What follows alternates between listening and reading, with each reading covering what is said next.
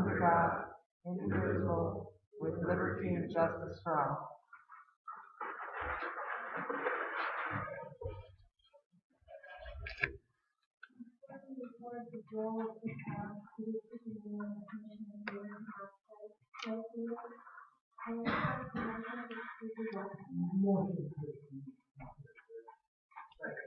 Motion by Commissioner Logan, second by Commissioner Clement to exclude Commissioner Taylor from tonight's meeting. All in favor? Aye. Opposed? Recording of the roll, please. All present except for Commissioner Kayer, who has an excused absence. Thank you. Item two, approval of the consent agenda. Support. Motion by Commissioner Clement, second by Commissioner Cochran to approve the consent agenda. Roll call vote, please. Corcoran. Yes. Mildren. Yes. Burchell. Yes. Oh, I'm sorry. Corcoran, Mildren, Simo, Burchell. Forgot you. Item three, approval of the agenda. I'll make a motion to approve the agenda. Madam Mayor, I have one correction. Please amend item J, changing professional service agreement to work order.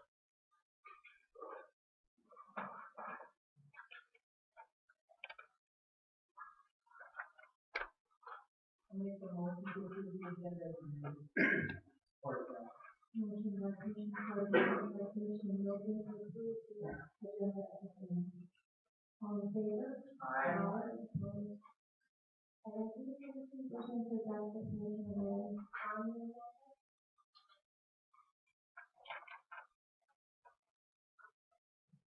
None, moving on to item F, citizen petition to address the Commission on items not on the agenda.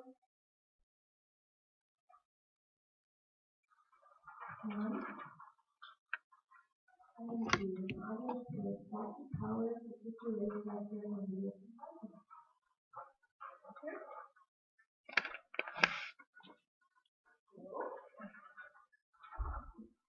I wanted to address the commission and give a brief report on this year's Topeka.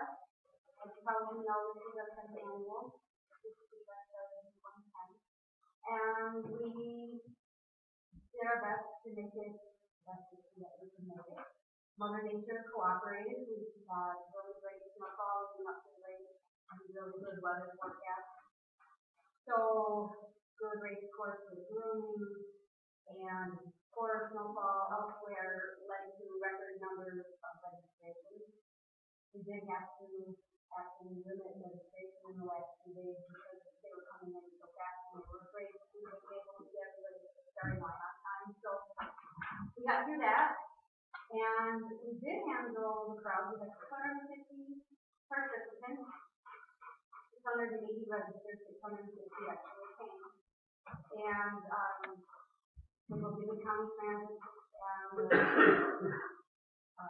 Ironman school buses got everyone in the starting line, and our amazing volunteers helped everybody through the race, and there was everyone happy and whatever that was going to make. We did get, of course, with the racers, and it was a really, really great event, and we just heard so many good things that I was going to say. I don't know, I mean, we're not Mr. Self. I was getting a little report and told me that he was interviewing people at the Memorial Building. And for the first time in his career, he couldn't find anybody that would give him anything by way of complaint, much as like in the newspaper. So he was really wondering how he managed to pull that off. So that's how good he got him. We did sadly experience a fatality on the course. We probably all heard that my car died in the first kilometer of the race. So that was a an unfortunate and traumatic event for some of us. But we did respond appropriately as best we could. If there was any chance of reviving him, confident that it would have happened. So it also though given us some pause for next year to think about if something like that happens, post it on the race course, and it's prepared, and, et cetera. So you'll probably see more efforts in that regard next year, and think it through a lot more what if, because it's the first time anything like this has happened to us, so. Did any of you have any questions about the investment here? I saw a figure, I remember, that said that 70% of the races were repeat races from a previous year, and 30% were new. I don't know where that came from, but it sounds like that would be about right. We see people coming back year after year, definitely a major component. Sure. And so the two things that strike me from that are people that race in the city water, so they come back again, and then they tell other people, and if that number is close to 30% of the people are new, that means 30% of 180 people every year that are exposed to our community, exposed to our soil, restaurants, and that's wonderful. And the surveys that we had was really blowing in March. I didn't have room to make any quotes. I wanted to put the one page that I gave you, but there are people who have done all of the series, people who say it's their favorite race. It's the first major race of the year, which gives us some distinction. And more, we also have the distinction of having natural snow. So other events like cities like Rockville and Minneapolis relies on man-made snow, which is very different to the experience. So, and other events have to cancel because we don't have enough snow, events that are further south. So, we have a really good reputation, a really good area, a really great town, and we're doing a really good job. So I do want to just point out that we give back to the community every year by way of community grants. All 10 years, they give $3,000 to $5,000 in grants for things like the Iron Bowl Trail and the local school learning programs in particular. And we are now accepting applications for this year's grant, so there should be probably 3 grants for a maximum of $1,000. Depends on how much people admit, so there might be more. Grants are due actually March 30th, and then the decision to approve this grant will be made in April. So if you know of any organizations or any projects in the community that have to do with giant sports, especially cross-country teams, or promoting the area for that purpose, or trail development, things like that, send them our way. The application is on our website, and you download it and then submit it electronically. And then for your perusal later, I did include all of the grants that we've given out to you and money that this is has set to help improve the community and awareness. So we're proud of our record in that side. And I told you that he's donating $24,000 to Israel, and over $10,000 to the community of Israel for their education. Additionally, to the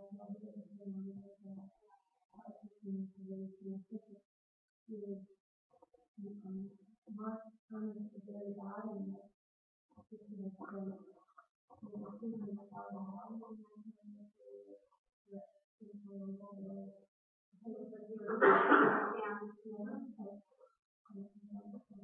So I really wanted to come here because I want to close by thanking the city, because without the collaboration of the city of Ironwood, ADR Trail, and the board, that's the only way we can have this event. Those are just the irreplaceable partners. There's up to 50 other partners that also contribute, but without the city, we couldn't do it. So, thanks, and I also, last comment, want to thank the citizens of Ironwood. we had no incidents of road rage this year. We do close 7 road crossings, and so we do have to close the streets. Wonderful help from public safety in doing that. And, people were really understanding here, and we worked around it, and we really appreciate it. And I hope that communication that the whole city is seeing that this is a minor disruption in one day, or takes everybody to make it work. And we also do wonderful volunteer sectors. We always come in with one of the hard work of trying to know what the program Thank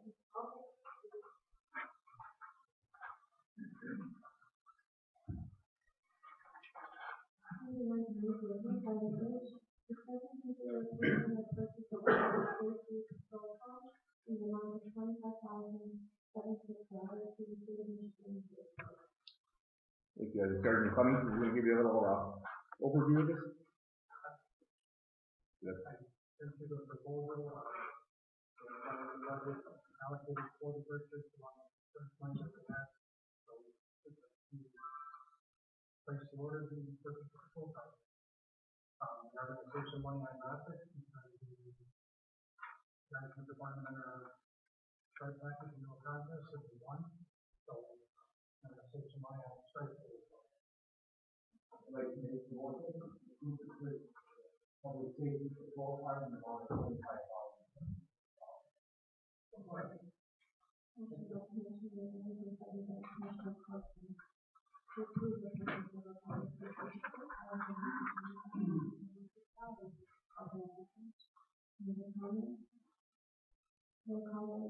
Mildred, Yes. Seymour, Corcoran, Bertha.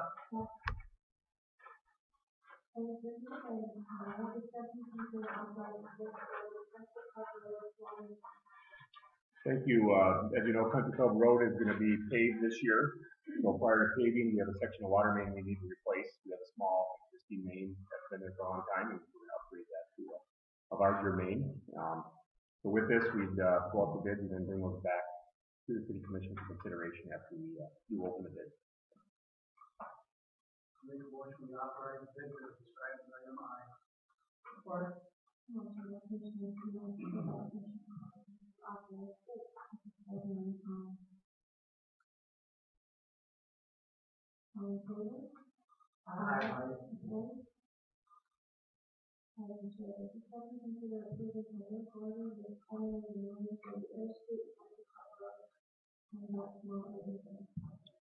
Again, that's the overlay project. We are working in conjunction with the Duluth County Highway Department on this. So we're sharing the cost of the project. And we are recommending hiring Coleman Engineering. We do need an engineering firm that manages the project. There's a lot of paperwork. It actually is bid through MDOT. They actually bid the project, but there's a lot of process paperwork, required inspections, certain testing requirements. They need to be certified inspectors. A whole series of things that are required for that type of project. And it is grant funded. So we are getting maybe $350,000 roughly, maybe a little less than that, of grant money going towards this project. So we are recommending hiring Coleman Engineering to provide that service. Make the motion to approve the work order with Coleman Engineering.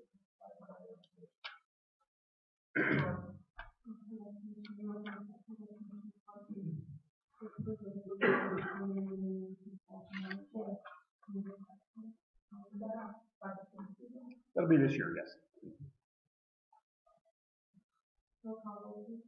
Seymour, Yes. Corcoran, Yes. Mildred, Yes. Bertha. Thank you. Just a few items to go over. I do have a couple of introductions here. First introduction is actually our new public safety director, Andrew Giorgio, is with us. He looks very familiar. Welcome back. Absolutely. So it's nice to have Andrew back. And I also wanted to shout out to Adam Clemens and Matt Sturdy, the two sergeants that in the interim kept the ship afloat and did a great job as interim directors. So I want to recognize you guys for that. Really worked really smoothly and maintained the budget. And we all appreciate Thank you very much. We do have another guest here, Luke Bonner, and I think Tom's going to introduce Luke and just let you know what he's doing in the area. It's a really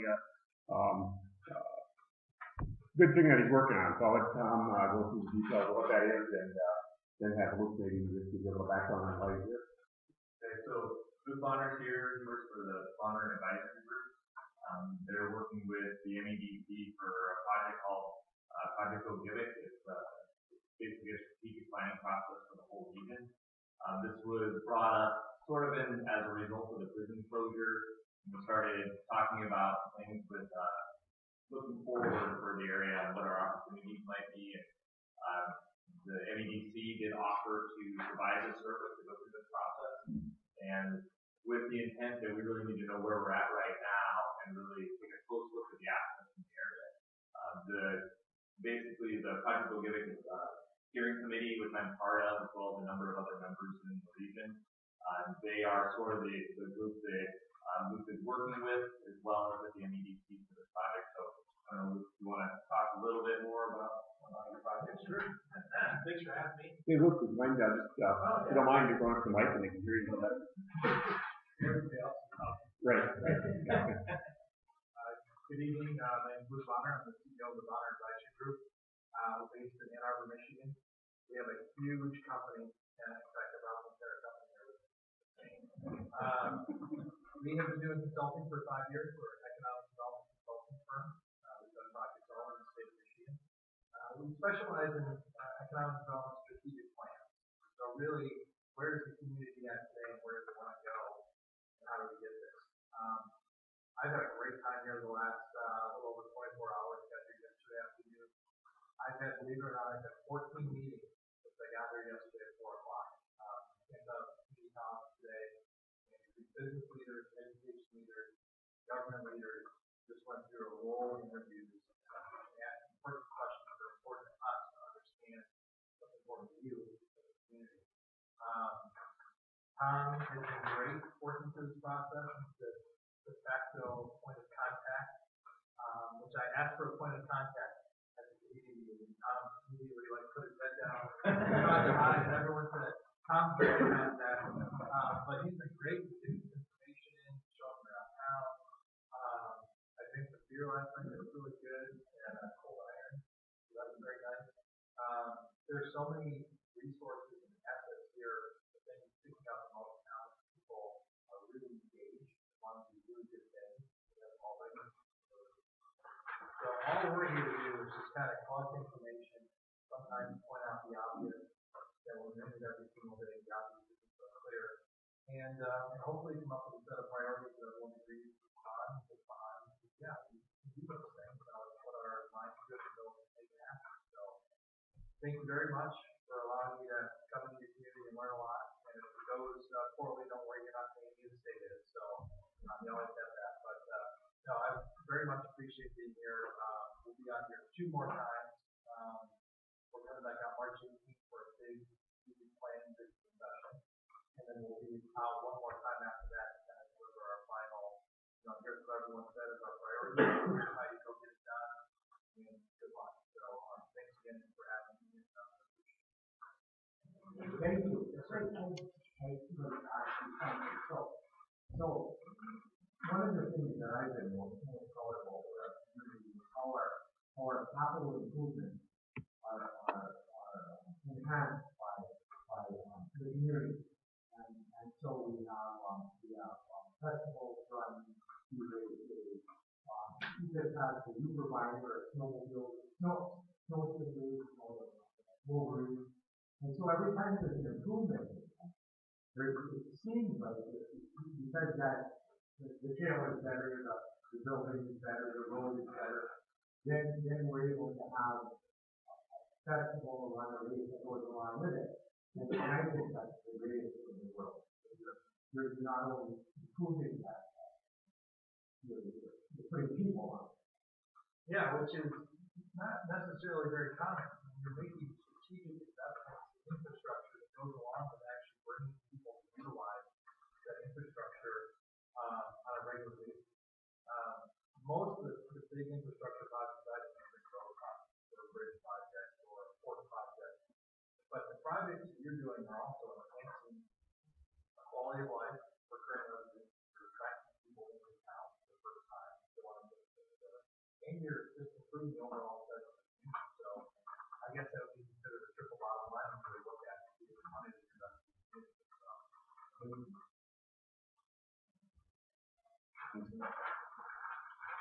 Just a few more items to touch on, if you will. Just wanted to mention, and we might have mentioned this before at a previous meeting, but the Gogebic Iron Wastewater Authority manager is retiring, Mark Bowman, and we are going through the interview process over the next few weeks to replace Mark. So just want to make you aware of that. Mark has been with the Wastewater Authority for many, many years, and again, we'll see if we can do our best to replace him going forward.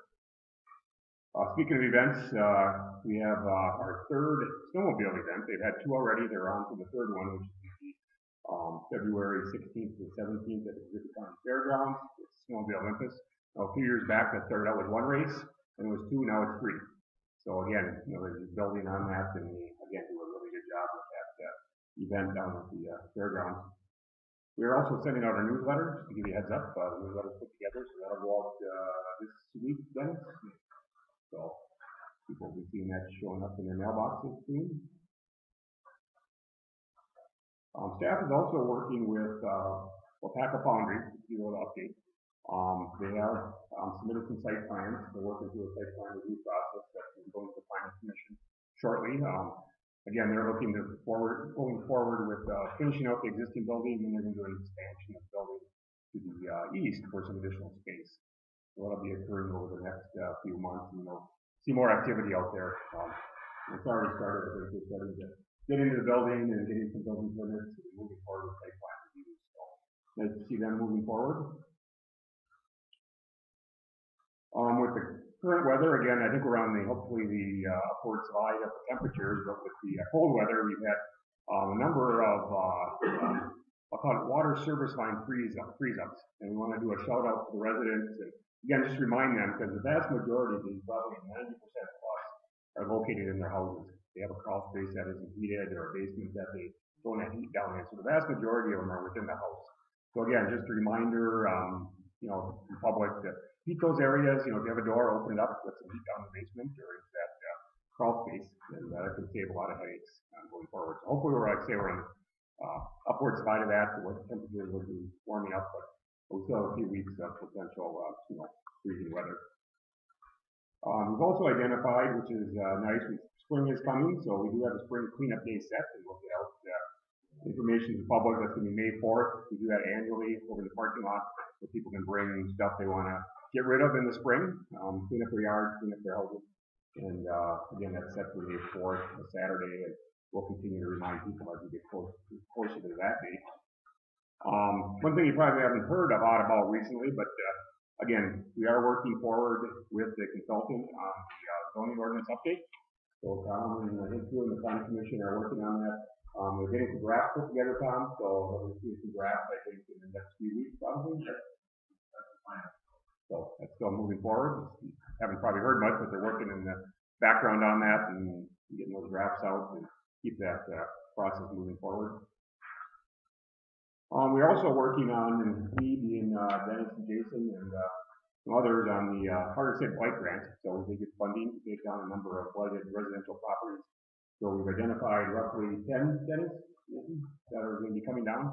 So working through that process. Should be going out to bids here shortly for that work, and then hopefully in the spring we can get those demolition projects moving forward. We're also working on a bid spec that's going to be going out here this week for the Surrey neighborhood trail project that's going through the Little Big Field. Remember we bid that last fall, the bids came in really high, so we kind of restructured it a little bit.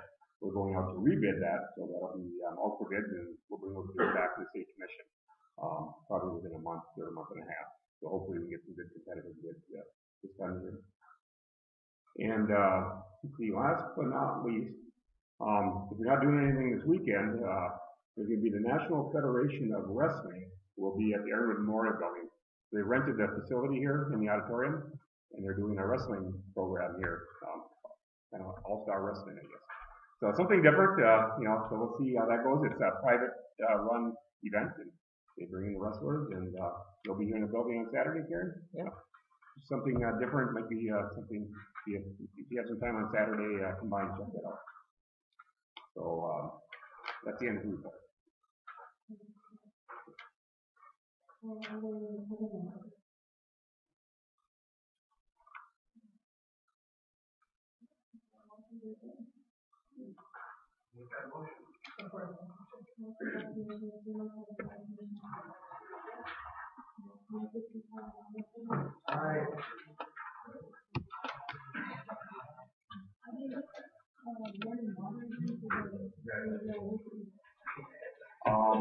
I haven't heard. Time for that? What happened? We're first,